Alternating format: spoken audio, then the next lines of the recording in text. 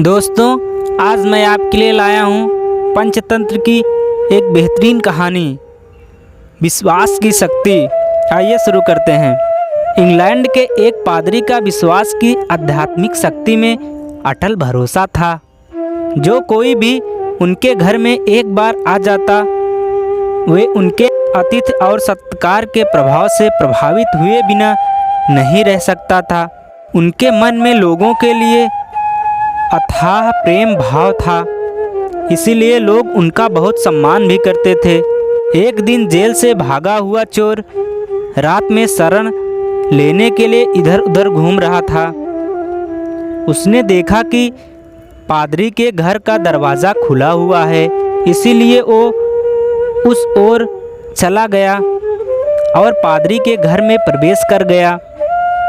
पादरी ने उसे देखते ही उसका अभिवादन किया और उसे कहा, तुम्हारा मेरे घर में स्वागत है मेरे भाई, लेकिन तुम ये बताओ तुम कौन हो और यहाँ क्या करने आए हो।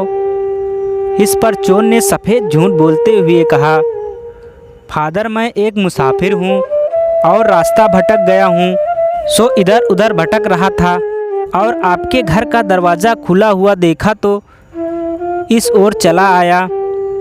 क्या मुझे सिर छुपाने के लिए जगह मिल सकती है? मैं सुबह होते ही यहाँ से चला जाऊँगा। पादरी ने उससे कहा, हाँ क्यों नहीं, तुम यहाँ आराम से रह सकते हो और मुझे लगता है तुम बहुत थक गए हो, इसलिए तुम जाकर आराम से हाथ मुँह धो लो। मैं तुम्हारे सोने और खाने का प्रबंध करता हूँ। इस पर चोर पादरी का आभार व्यक्त करते हुए स्नान घर की ओर बढ़ गया और इतने में पादरी ने उसके खाने और सोने की व्यवस्था कर दी। पादरी ने उसका बहुत अच्छे से अतिथि सत्कार किया और उसे अच्छा भोजन करवाकर उसके सोने की व्यवस्था कर दी।